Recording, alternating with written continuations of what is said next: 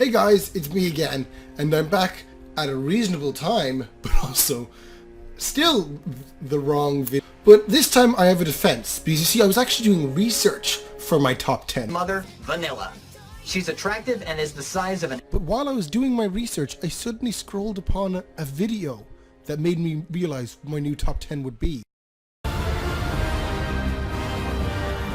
Oh my god, it's finally here after so fucking long. Oh my gosh, it's the first main series title. Fuck!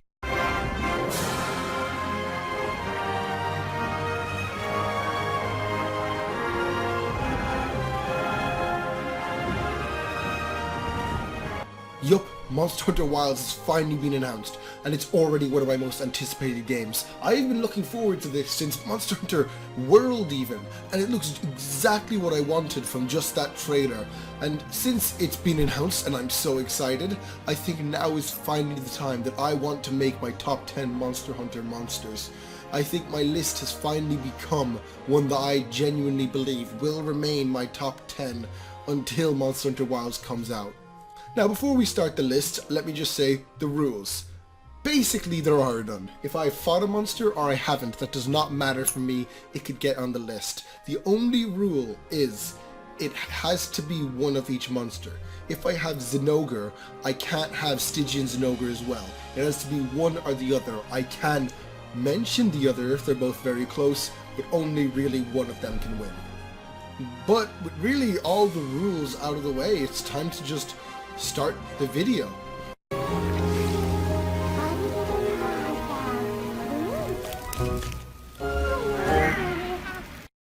Now if you have been watching my channel for a while, you probably know I've made a good few Monster Hunter videos. Now one of my worst performing ones is my Monster Hunter Rise ranking. And to be honest, I'm okay with that because that is probably the video of the three that I'm the least proud of. It's very much recency bias. I don't agree with a lot of my takes in it, and I don't really understand what I love in the series now. It kind of took me a while to figure out what I really prioritize in it, so I'm not very proud of that video. So, you know, some takes from it, you might want to take with a massive heap of salt. You know, even though I said they would be in my top 10, and some of them I even said could be my number 1, that's not really true now. So, you know, the assassin long neck spider, the mermaid leviathan, and the mudfish probably won't be as high as you're expecting, mightn't even be on the list. But, you know, on the assassin spider,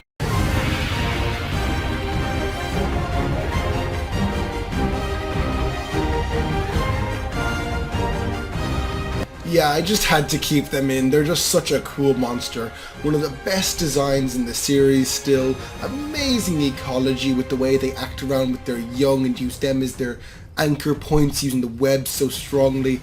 And just the way they were marketed is probably the best one in Rise. I don't think Rise was very well marketed because they revealed the entire game basically, but I think the way they did Rachna with her slowly getting more and more revealed with each trailer was just a really smart way to do it. It's just such a fantastic monster. Funnily, for a long time I think Nursilla was in my top 10 because I loved how they were done, but Rachna really took the parts I loved about Nursilla and made them even higher. I loved how Nursilla would swing around with the webs, and the way Rachna uses her webs is just fantastic. It's such a unique way that I would never have thought of. It really feels like they took the fact they're a spider and really made that amazing instead of just feeling kind of underutilized. It's just such an amazing monster, and the personality with it is so fantastic with how they act and how they aren't actually seemingly cruel with their young and seemingly actually seem to like interact with them. And just their fight is really fun. Now, I don't really care much for fights in the games, as you'll see later in the list, and I have to admit that they do suffer the Rise issue where they just can't keep up with the Hunter. But just as a fight, they are fun and super unique with how they use their young. Also, I must mention that Pyre was considered, but I decided not to add them to the list as they shouldn't have been a subspecies. It's weird to have another fire element subspecies for a fire element monster. It felt more like it should have been a variant. But besides that, Rachna is just a perfect monster, and the list is already basically all 10 out of 10 monsters for me.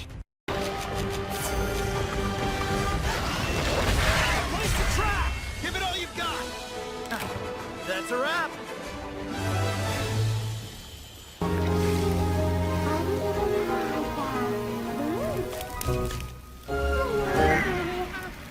Now if you remember at the start of my video, I mentioned that I don't particularly care for fights with monsters, because what I find amazing is their designs, their ecology, their personality. That's really what makes me love them, because the fights are something that can change. Fights that you hated before can suddenly be amazing in the next game, so it's really just a temporary thing, while the monster themselves, that's a constant. Sure, they can get better design improvements, but it's still a monster that will have the same ecology and same design premise. It's why, even though I love their fight, I'm not a big Magna Malo fan.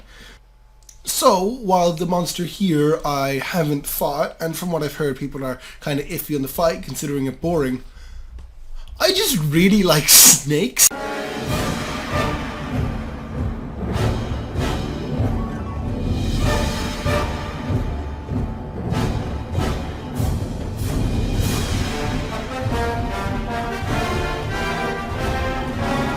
Yeah, when I said fights don't really matter to me in the games, I was being serious, because fights to me just show the monster, and even though I haven't fought them, I love what Dalameter's fight shows. It's just such a cool design, and it's just, I love snakes, and it really just feels like the perfect snake design.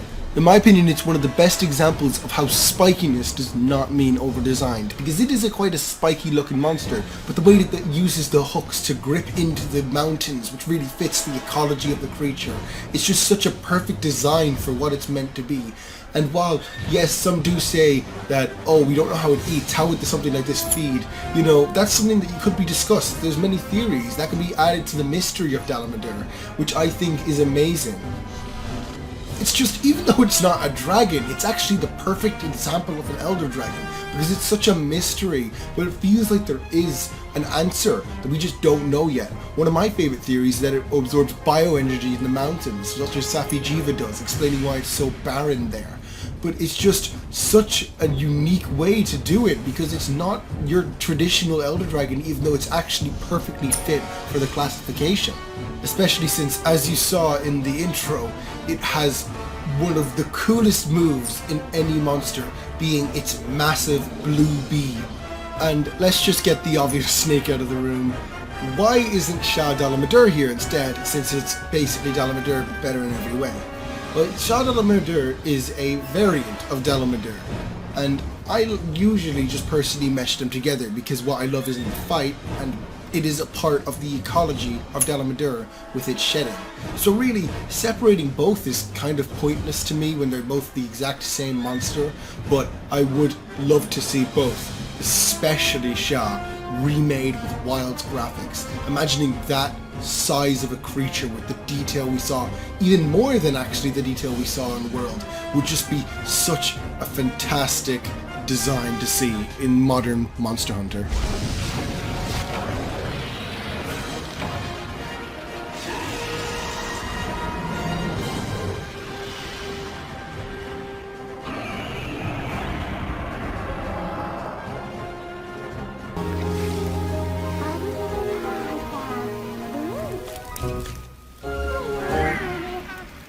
Now, one big change from my previous lists that I will mention is that a lot of monsters that I used to not care for have gone up a lot on my list, mainly due to me replaying older games, as well as I've mentioned a few times, my appreciation of more than just their fights, being their ecology is a lot more important to me.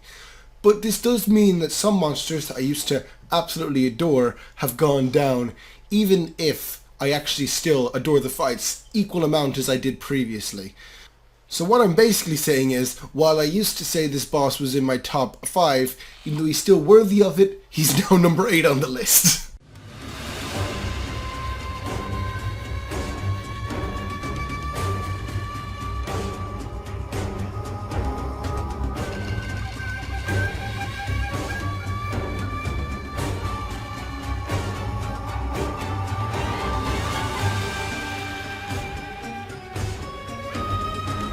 Yup, it's the top of my old Rise video, Almudron. I adore this monster. I still adore him. He may be number 8, but he has not changed in any negative way whatsoever. I just I love everything about him, from his aesthetic with the orange belly to his personality. What I love about his aesthetic especially is that he isn't held back by his inspiration like a lot of Rise monsters are. If you look at a lot of them, usually you can tell they're inspired by something. While Almudron, you really don't get that vibe, I find. He just feels like a 100% unique monster, even if he is actually inspired by something like the rest of the Rise roster are. Also, I just love the size of Almudron. It's such a big monster. Its tail is bigger than like the earlier monsters' bodies is the size it has. And the way it manages to use acidic mud to try build constructs, including pyramids inspired by the area it lives in, is just such a smart way to use its movesets. And the way that actually, it just fits Rise's combat. A lot of Rise monsters you're too fast for. They feel more like they'd benefit from being with World Combat than Rise. While Almudron, I feel, perfectly uses the combat with how you need to get aerial for a lot of their moves, and you need to get away because of their size. It really feels like they're designed around Rise. Overall, Almudron is just a perfect monster for me. Amazing design, amazing personality, really fun fight, properly uses Rise's combat unlike most do, and just, I have no issues with him. Magma Almudron is also an honorable mention, but I personally prefer Almudron base because it's a larger monster as well as its design, and I think Mud is a lot more unique to use than Magma, especially with how Almudron uses it.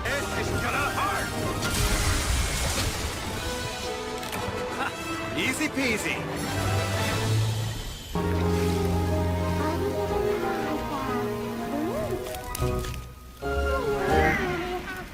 Now, I feel to mention this monster fully, I need to mention how I learned of this monster, and that was in a video of Monster Hunter Tri. It was not exactly a positive video, it was top 10 worst Monster Hunter Tri monsters. Sadly the video's gone now.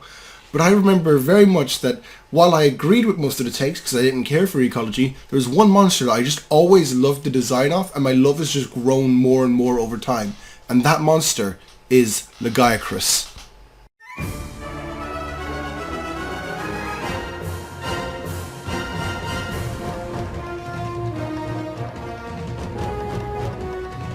Yeah, funnily the most recent monster to my list is the monster I saw first, in Lagiacrus. This monster is probably one of the most beloved in the series.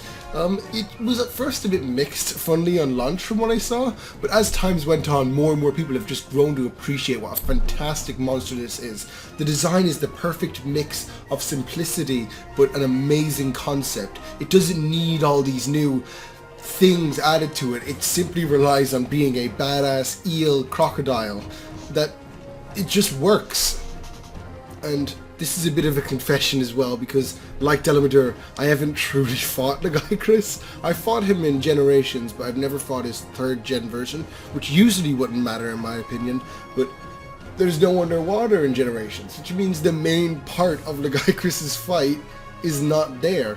And this wouldn't be so bad, except for there's actually a tie in this part, which is also Abyssal Lagiacrus. And this is the first tie I've ever had in the list, funnily, because I usually try to separate them. I'll usually say it's basically a tie, and I'm being genuine. Usually it's more of a spur-of-the-moment decision. But for Abyssal and Lagiacrus, they're both Lagiacrus. I can't really have number, 7 Lagiacrus, number 6 Lagiacrus. It just wouldn't work that way. So I think it's fair to just have them both put together, because I think they both complement each other amazingly. One thing I love with Lagiacrus and Abyssal is how Abyssal's design changes make sense. A lot of the time subspecies and rare species, they get a change in colours, but it doesn't really make perfect sense even if it looks great. Well, for Abyssal, it's dark black to try hide and blend in with how deep sea it is, but also it has glowing spots everywhere to try lure prey in like an anglerfish, while Lagiacrus's colours are more suited for how high up it usually is, having the blue to try blend in with the sea for things above it. I think it's a perfect way to make Abyssal feel like it's different from Lagiacrus without being just a random colour change. And that's why I don't really mind that we haven't gotten Lagiacrus in a long time, because without underwater, he's not really Lagiacrus, he's just a butchered version of him. I think, personally, if you're going to put that much work into Lagiacrus to make them work on land, Why not just create a new electric land-only Leviathan? In my opinion, that would work far better and require a similar amount of work that it would have to put in for Legiacrus. If they really want to bring Legiacrus back, don't bring back Legiacrus, just bring back Ivory. Because that would do the exact same effect, require the same amount of work, and it wouldn't feel like a butchered version because Ivory never fights underwater anyways. And I think it would be cool to have a subspecies be the original one for a while. It would make them feel more unique. Also, Ivory is an honorable mention, but I also just really like the underwater combat of Legiacrus, so sadly I decided to make it a two-way tie instead of a three-way tie.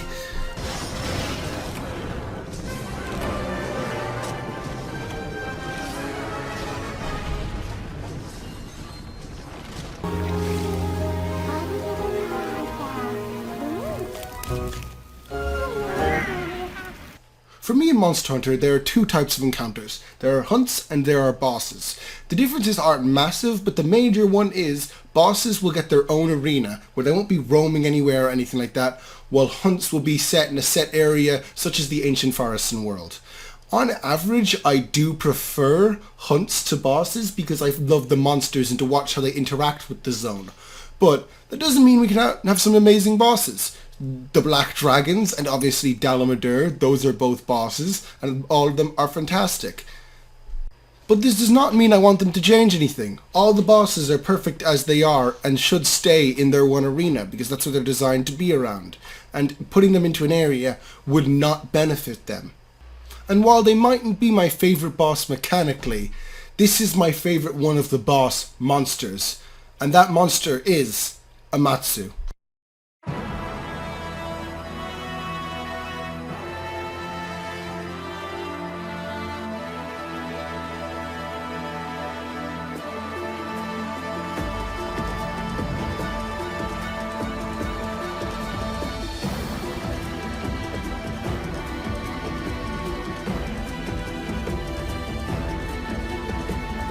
Amatsu has always been one of my favorites, even before Rise, and Rise has just made the fight even better. It's just a perfect monster. The design is one of my favorites in the series, with all the flaps going around to showcase how it manages to keep itself in the air with wind. It's just a genius design, and the fight has such amazing atmosphere, even in the old gen games, with how everything is going more and more insane as it gets more and more enraged, really showing the passive power of this Elder Dragon. The fact that anyone believed it was below Ibushi even before its remake is actually baffling to me. It's like they aren't even watching the same fight. And while ecology is obviously important to me, I also do love story, and the story of Amatsu just accidentally destroying entire kingdoms is just something that you don't ever expect to hear from a black dragon or something, so it really shows how powerful Amatsu is meant to be. The only thing that was holding Amatsu back previously for me was fight-wise. They didn't really show anything amazing besides atmosphere and some of their moves, but then the Rise fight, it just perfected Amatsu. It's so fast, fun, the spectacle is insane, and the addition of electricity is perfect for Amatsu. It really is now the incarnation of a storm. They really got a monster that was already in my top 10. It was always my favorite final boss, and made it an even better encounter with just being perfect in nearly every way. The only thing I think Rise did poorly with the refight of Amatsu was personally the water beam was a massive downgrade. OG Amatsu water beam is one of the coolest moves of the base, like of the older games, and they really just made it into kind of a standard water beam. It's not particularly impressive. It doesn't go above even non-Elder Dragons like a Mizitsune, let alone up to the standard of the previous Amatsu water beam.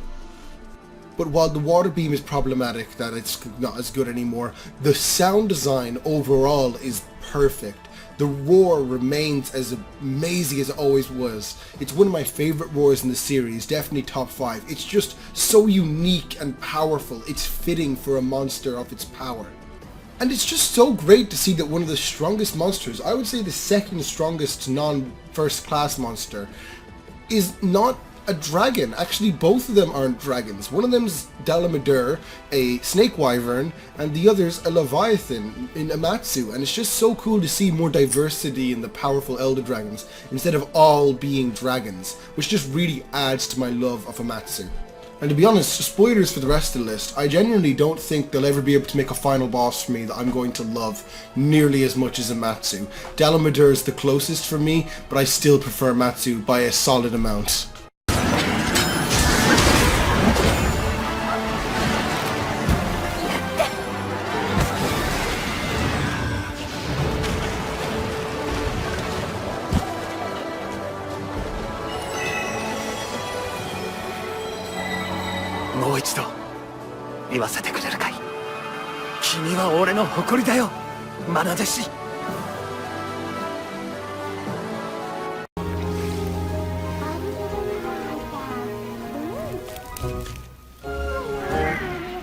Now, one thing I always like to discuss about Monster Hunter is what monster I think got done the most dirty.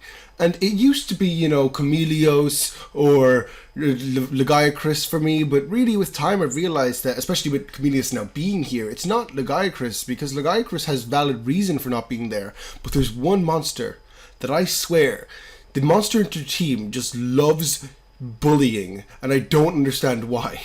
And that monster is Ignactor.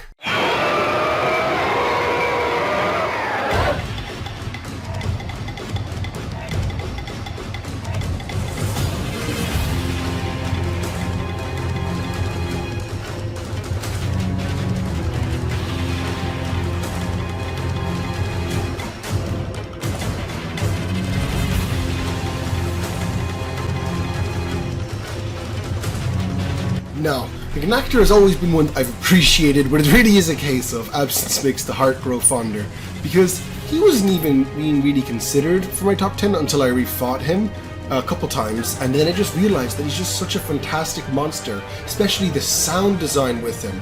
The clacking is one of my favorite things, as well as his roar, which I had to just show at the start because I just adore his roar. Up there for my favorite roar in the series, and probably at least top 3 of my favorite sound design in the series. But onto the question, why do I think Ignactor is the monster that's been done dirty the most? And I've ranted about this a few times to friends and anyone really about Monster Hunter, is he has been teased or nearly in like every 5th gen game. He was going to be in World, but was replaced with fucking Levisioth, let's be honest. That's why Levisioth has his armor copied and pasted onto them.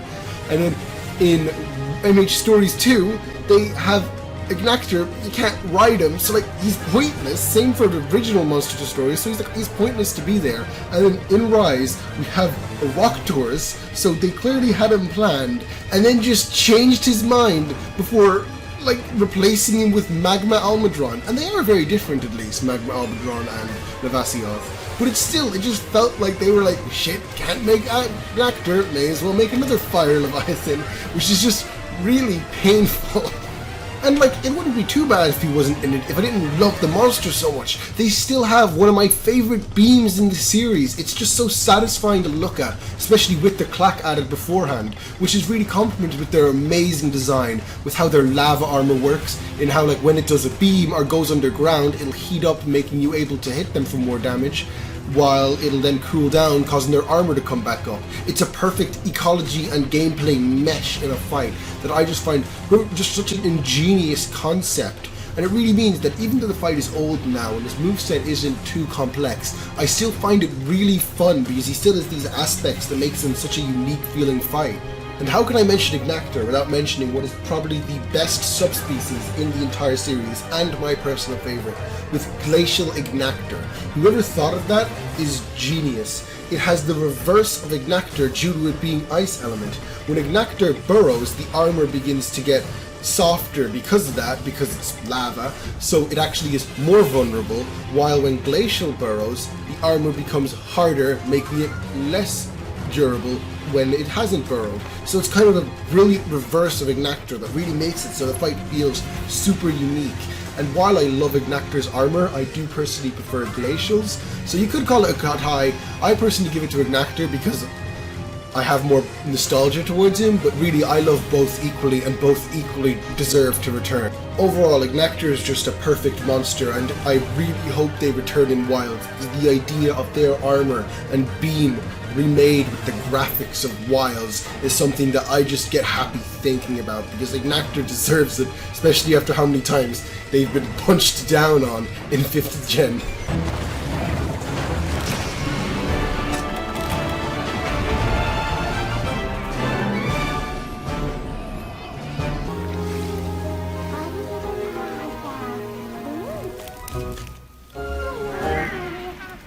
If you've been paying attention to the video so far, you can probably tell that I have a very specific monster type I like a lot.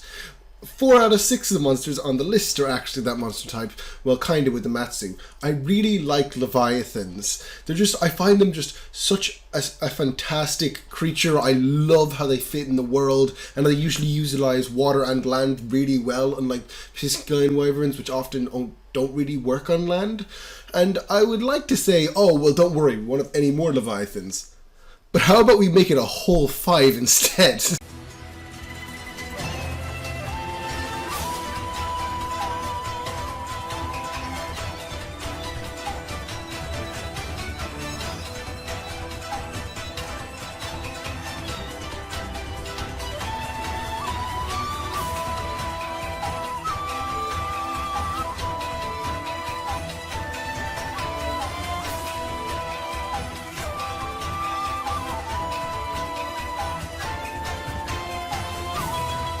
Yup, another Leviathan is on the list, but how could I not add Mizutsune? It's just everything I love in a Leviathan put into one monster.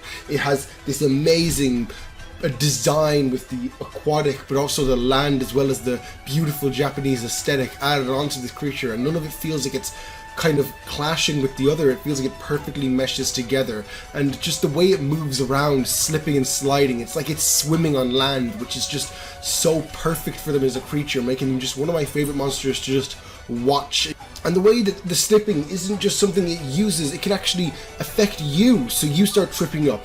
I liked it a lot in the older games, but I personally feel that Rise kind of ruined it, since it's not as much of a negative as it used to be. So that is one issue with the Rise fight, but overall the Rise fight's actually almost better than the original.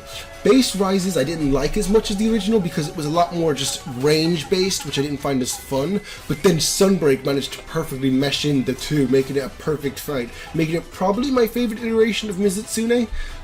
Though to be fair, I think that Mizutsune was just one of those monsters that I have a bias towards in the older games, so that could also be the reason that I didn't like as much as Base Rises, as they were my first major love in Monster Hunter, in my opinion, as when I was first playing Generations. I knew about 3 of the 4 Fated 4, being Gammoth and Glavenus definitely, and I don't know fully if I knew about Astalos, but I did know about those two. So I was just doing a key quest and suddenly stumbled into Mizutsune and absolutely freaked out because I was not good enough to kill it, and I think I carded my first time meeting Mizutsune, so it was a great introduction to them. And on the hunt, it's such a fast monster in such a cool way. The way it slips and slides around you, like you are in the middle of a fight with them all the time. It feels like there's never just a period where they're just staring at you or anything. Even in older games, they have a really fast-paced fight, which is really what just makes Mizutsune just really fun to keep redoing, which also adds to the fact that I already just love watching them exist, just making it one of my favorite of the older fights. A lot of the monsters on the list have moved around as I've grown to appreciate older monsters that I hadn't really looked at before, such as Legiacris was one that I just recently started to appreciate fully, but the top 4 have basically been unmovable since I first fought them, and this is, in my opinion, when the list really just gets big for me, where I don't know if they're ever going to be moved, even in Wilds, but we'll have to see.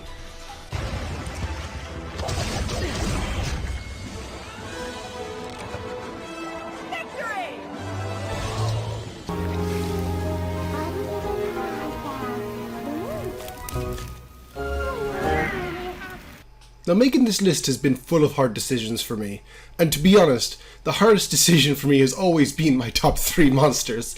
These 3 are basically all my number 1 for separate categories, because I just absolutely adore all of these monsters.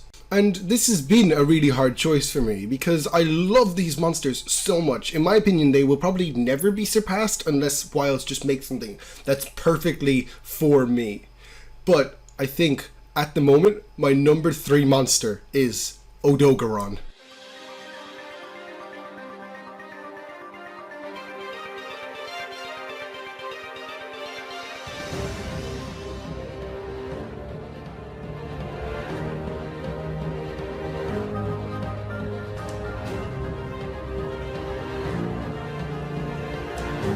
Yup, it's the psychopathic mustard Odogaron. One of the most realistic monsters to their real world counterparts because mustelids are kind of fucking nuts. To be honest, Odogaron's the one that made me appreciate mustelids. That's why now they're some of my favourite animals in the real world. I just love how much personality it shows that they genuinely have. It feels like you've literally just sized up an actual animal, personality wise, so it doesn't feel kind of unrealistic like some animals' personalities can feel in the series.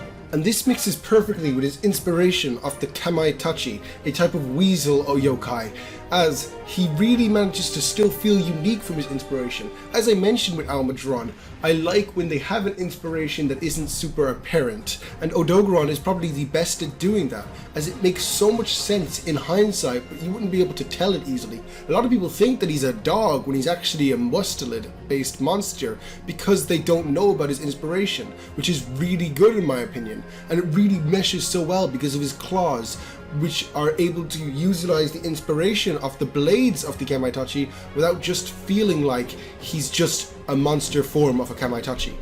And on the blade arms of the Kamaitachi, I adore the retractable double claws of Odogaron. It's such a genius idea. First of all, it makes perfect sense for how they have sharp blades, like the Kamaitachi, but also, it perfectly makes sense ecologically. Because if you were to look in real life nature, you know that there are 2 types of claws. There's retractable and there's unretractable. The bonuses of unretractable is they're a lot better for running, as they can get better grip, which Odogaron utilizes in the fight. But the benefit of retractable is they're far sharper, meaning that big cats are able to use them to swipe and stab with them. Odogaron has both, so they're able to jump around a lot in the fight, as well as being able to dip their claws into their enemies, which is just so brilliant. And this isn't just amazing for just a monster in general, it's also genuinely a part of the gameplay with how Odogaron was the only monster in base world that gave the bleed status, and in my opinion it still remains one of the best users of it in the series, because the benefit of bleed status is you have to crouch, so you're leaving yourself vulnerable for a small amount of time. Or you can use jerky, but I don't like using jerky on bleed, I find it more fun without. But the reason I think that Odogaron is the best user of it, or at least one of the best users, is because they're so aggressive. Bleed doesn't matter if the monster isn't always on you attacking. Odogaron is nearly always on you, so you're always stressed doing it. It manages to utilize what makes bleed special, way better than a lot of other bleed users in my opinion. And this fast gameplay just really adds to Odogaron's personality. It's such a fun, fast fight, which manages to showcase how aggressive Odogaron is. They can be knocked down and will try to scramble back up and actually get back onto their feet, and then attack, because Odogaron is just built different. And on their personality, it's just such a brilliant personality for a monster to have, especially put with their sound design, which really adds to it with their screams and chortles. I definitely recommend watching videos just on Odogaron's sounds, because they're just so uniquely made. In my opinion, by far, bar none, the best sound design of any monster in the series. Best sound design of just any boss or encounter in a game, in my opinion. And while this didn't really change his placement, he would have always stayed here no matter what. I must also say he has probably the coolest armor set in the series. Both male and female are so good looking, especially in Iceborne with the hat they added to it, just a perfect armor set. And the armor perfectly shows what makes Odogaron's design perfect. In my opinion, they are the perfect example of not being visually complex while still being a super complex design. Every single part of his design feels handcrafted and planned out for what they are as a creature. Sure, they're not, like, say, as complex looking as a Magnamalo for me, which I also think that they're overly cluttered feeling, while Odogaron feels perfect in how everything feels spaced out, but still well thought out and necessary for the design. Odogaron is also just perfect for the Rotten Vale. In my opinion, if he returns, he better return in Wilds. I really hope they just make the Rotten Vale theme Odogaron's theme, because Odogaron just is made for that theme. The area feels like it's made for Odogaron. Overall, Odogaron's already been done dirty twice in the 5th generation, with how his concept was taken for a beginner monster for some reason, instead of just having him return in Rise, and then also him not being in Stories 2 while Legiana did get in, even though I've always considered them kind of a pair, but that may just be me. So if they're not in Wilds, I don't know, I'll cry.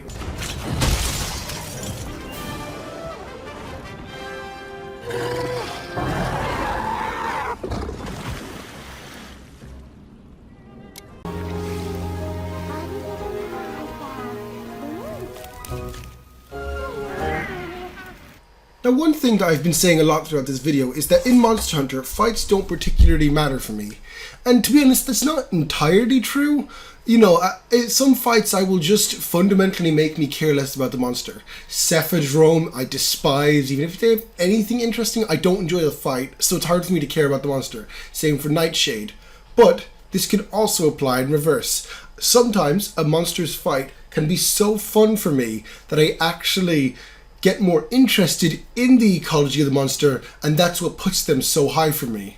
So yes, fights are important for me. They're just not the end-all be-all of a monster for me, because I know when that monster returns, they will have a better fight.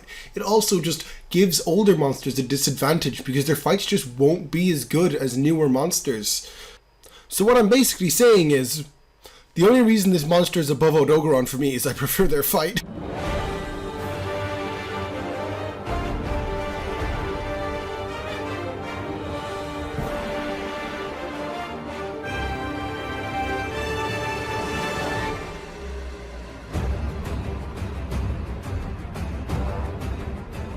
Look, I know I say that fights don't matter too much to me, but fights are still an important part of the monster for me because they're a part that often can get me interested in them. It's just, I like them more as a tool to look at the monster and interact with them. But Nergy was a monster that I've always loved, and the fight was a big part of that, because I always just loved how fast it was, especially with how heavy each attack felt. It just felt so satisfying to dodge every hit, especially when it's all in quick succession. And not just is the fight super fast, it is a purely physical fight. Nergigante has no elements, which is the only one among all Elder Dragons, besides kind of Primordial Malzeno, but that's very debatable because the fight still uses elements, even if it's not a part of the base ecology of the monster. But Nergy is still able to stand out among other non-elemental monsters such as Odogaron due to his spikes mechanic, in that they'll grow throughout the fight, and if you leave them there, they'll become big AoE type things or launched at you, and if you destroy them, it actually leaves Nergigante open. And the longer they stay, the more likely they are to become black, which then causes Nergigante's ult. So not just are the spikes a part of his moveset, they also have a great flow in the fight as you want to destroy them before he can go into his blackened state, because that causes one of the most dangerous moves, and it'll give you a great opening against Nergy. And this leads to an amazing flow in the fight, as you're always dodging his moves and then actually having to target separate areas of Nergigante. And it was so well done in World that Rise has tried to copy it with Magnamalo and the entire endgame of Sunbreak having a similar mechanic to that, which shows how effective it was with Nergigante. And those spikes are also a big part of why Nergigante is one of my favorite monsters ecology-wise, maybe just my straight-up favorite, which is the complete opposite of any other Elder Dragon. The reason the list doesn't have a large amount of Elder Dragons, even though usually they have the best fights and some amazing concepts, is a lot of the time they're mostly a mystery, especially the more modern ones, which is fine. I still adore them, they're still my second favorite category, but it's what will often put a monster like Odogaron or Misitsune above an Elder Dragon for me. The ecology idea of Nergigante is first of all amazing, with it filling in an ecological niche of being a hunter of elder dragons. This makes Nergigante a super important part of the ecosystem of Monster Hunter, especially in World, where they make it clear the only reason you're actually hunting Nergigante is because it's been thrown off by us, and now it's causing more harm to the environment. Now, of course, Ruiner doesn't make any sense at all, but for race energy, it was actually very well done. But the reason why it eats elder dragons is what makes that so amazing. As well, yes, in concept it's cool. If it was just because, it's Nergigante, it wouldn't be that interesting to me. But the reason it does it is because it is actually an asexual reproducing monster. It relies on bioenergy, so the spikes could grow another energy. That's why it flings it around in the fight. It's because it could grow one of them into children. It also relies on the bioenergy to grow the defenses in the spikes, as it will quickly regenerate them upon more and more time, eventually leading into it becoming Ruiner Nergigante, which is an amazing monster as well. And also, I would just count as a tie because, again, it's a part of Nergigante. You can't separate them because it's the life cycle. A Ruiner Nergigante is just an older Nergigante. There's no reason to count it separately. As one of the things we learned in Base World is that a lot of bioenergy starts to create a more crystal-like environment due to it kind of forming together. So the older Nergigante gets, the more sharp and hard to break the spikes become, because they become more like those crystals. It's not made of crystals, but they're still like them in that aspect, which really makes it so Nergigante is just a full, amazing monster. And the mix of their amazing ecology and how it meshes perfectly with their design is why Nergigante remains my tied favorite monster, basically, as it's just so perfectly done where every aspect feels intentional. And it's just still a very colorful design. I know some people are like, it's an edgy design, and really it's not at all. Sure, it kinda is dark, but also it grows the spikes to kind of color it out, and the stomach. One of my favorite parts of any Monster Hunter design. I love the way that he has such a colorful stomach, really just adding a flair to the monster that having kind of a dark one just wouldn't add. And even with all these things, Nergigante also just has a lot of personality in a monster, which is amazing to see for a higher tier. I think Monster Hunter has always done amazingly with personality. I'm not going to lie and say, this is one of the only Elder Dragons with personality, because that's not even true. Even the Black Dragons have a lot of personality. But I just love how Nergigante's personality is surprisingly cute in some aspects, especially with how you can see it digging its spikes into the ground and kind of scratching itself. It's clearly just an animal. It's not some weapon or anything that's designed to hunt elder dragons because it's that strong or testing new opponents. It's an animal existing in a world, and seeing that fully with an elder dragon is just so amazing to me. And while with time the fight has been surpassed, they still have probably one of my favorite fights still in all of gaming, maybe even in the series, in Arch-Tempered Nergigante. The Arch-Tempered fight is just what I hope Nergigante is in the future. The base fight was perfect as he was an introduction Elder Dragon, but now I want them to take him seriously, and I want Nergigante to crush their opponents when they meet them in the next generation. Please, Wilds. Nergigante is already amazing, but I just really want to see them again.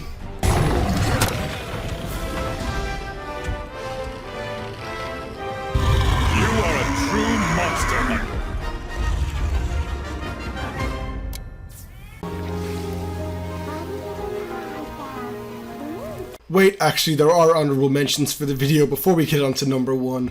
I'll try to be quick, so I've been very harsh with them, so if a monster you love is in there, just know that I probably still like that monster. I like 99% of the monsters in the series.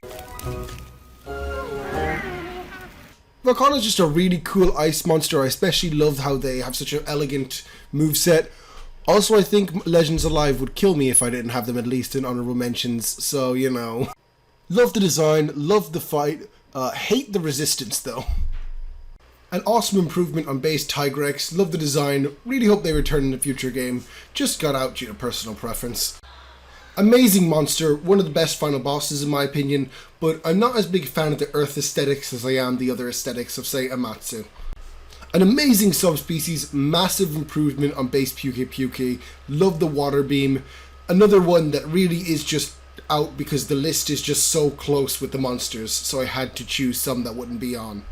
Really a monster that I've just grown to appreciate more and more with time, especially love their Rise fight, though I wish they used a bit more aerial moves. Just a fantastic Elder Dragon, really. One of the best final bosses in the series, in my opinion. Love the design and can't wait to see them in future games. Hopefully soon. An awesome classic dragon design, one of the best fights in the series, is just out for me because I find they're more about their lore than their ecology, and personally ecology does usually go above lore for me, in Monster Hunter at least. Amazing design, great fight, awesome personality, consider them basically number 11 on the list. Also an amazing design, love the wolf aesthetic, sound design on them's awesome, consider them also tied with Chameleos for number 11 on the list. Great personality for a monster, love the roar, probably my favourite of all the invaders. What an awesome concept of a firefly dragon, and one of the best older fights in my opinion. Just a fantastic monster. Super underrated monster, really hope they return with underwater, because they do require underwater to perfectly work in my opinion. Probably my favourite of the 3 black dragons, just such an amazing monster. I especially love the way that they control their elements. An amazing monster, I love how they use the water mixed with their scales. I guess you could say they're my favourite snake wyvern, but that's not very impressive to be honest.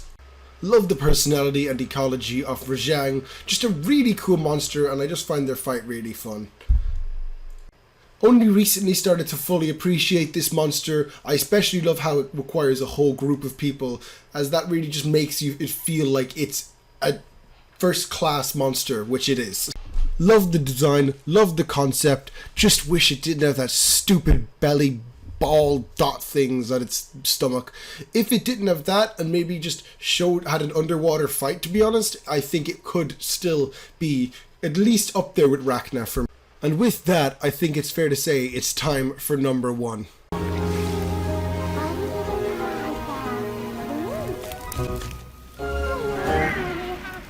And it's time for number 1 on what is probably the most ambitious list I've made so far. It's because I'm just such a massive Monster Hunter fan.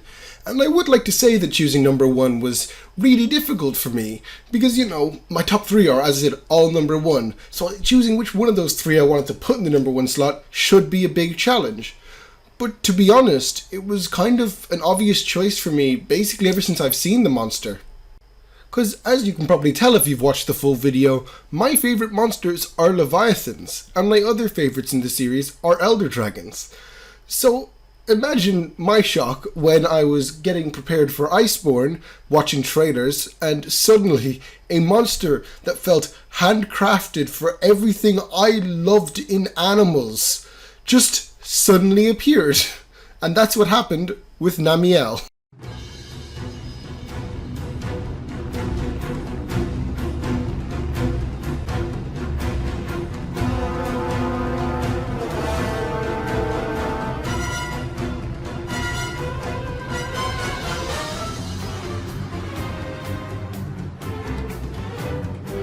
Yup, if you watched my other Monster Hunter World video, you would know that the top 3 is the literal exact same for that video and this one. And that's simply because these 3 monsters are just a tier above all the others for me in my top 10. They will all probably always remain my top 3 monsters. Genuinely, it's going to be very hard for Capcom to make a monster that is as perfect to my taste as my top 3. And Namielle, just like that list, still remains number 1, because they're just the perfect monster for me. Every single thing I would want in a Monster Hunter monster is in Namielle. An amazing personality, an amazing design, and just everything about them is like they literally looked into my mind and made the perfect monster for me. Namielle is not just the best looking monster in Monster Hunter for me, they're the best looking creature I have ever seen in any game. The fact that someone thought of this beautiful type squid dragon deep sea monster with their wings that glow up as they get more and more powerful is just brilliant. And the design, like Nergigante and Odogaron, fits the fight as Namielle absorbs the slime water that it uses to start getting more and more charged with water, eventually leading to its ultimate attack, which is just the ultimate spectacle. I especially love how you need to look at the positioning for not just its ult, but just the entire fight, because its moves change depending on where the water puddles are, which is just a genius move. And just the design of Namielle, I know I mentioned it there, but I need to just reiterate, it's perfect. I love the wings of theirs, how it connects into the tail as well, just feeling like a massive cloak, and the colorfulness that they slowly get more and more colorful is perfect, and their whiskers dangling down from their weird hammerhead needle-toothed face. It's the definition of just perfection in design.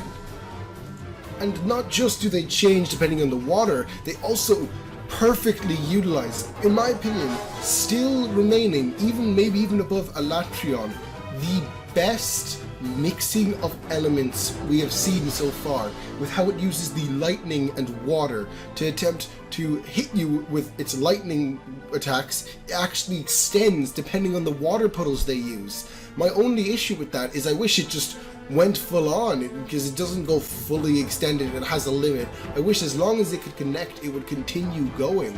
But that's really a nitpick, because it's just such a brilliant mechanic that makes it so you can't just pay attention to the monster, you need to pay attention to everything around you. Also, just man, I know World, I always say, has amazing graphics, but Namielle's water beam remains the best water beam in the series. It's just so good looking with how it comes out like a massive geyser out of this monster's mouth. It really makes it feel like it's an elder dragon just from the water beam it makes. And just the way that Namielle just shows its personality with the fight, how it'll slip and slide around on its own water to try and move around the fight faster, it just makes it such an agile feeling fight, even though it's actually not too fast a monster.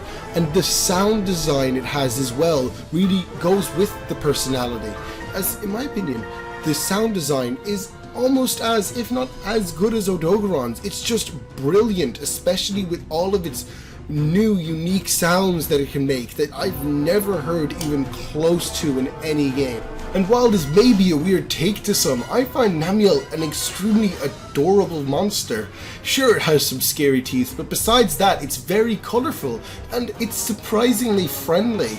I love that about World especially. I didn't mention it for Odogaron and Nergigante, because both do get aggressive the longer you stay, but Namielle, they're perfectly fine with you just chilling with them, because they're not a naturally aggressive creature, especially with humans, which just really adds to the personality.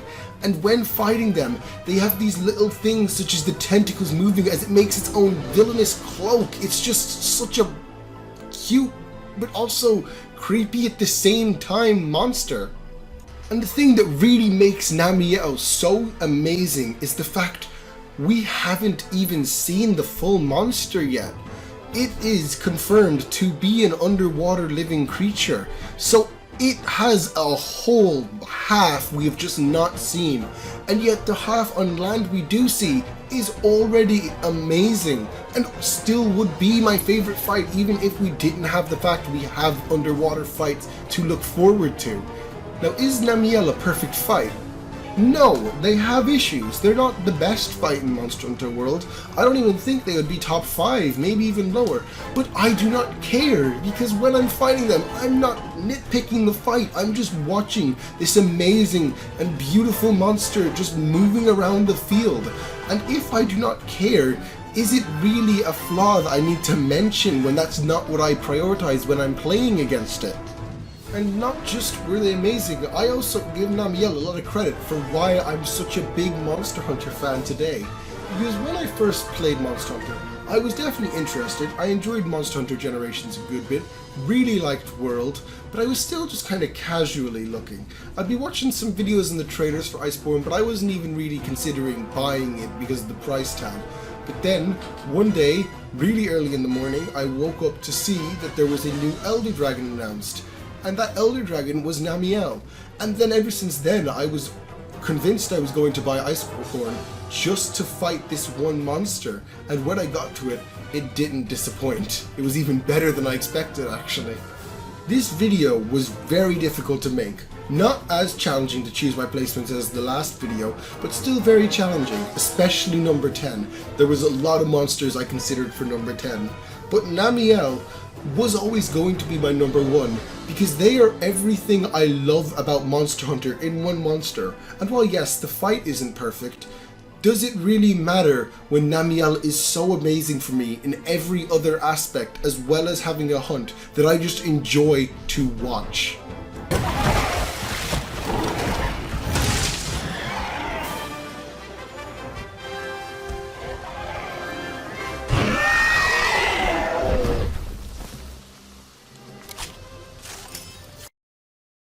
Hey, I just wanted to say a few things before the video properly ended. None of them are too big, so if you want to leave now, that's fine.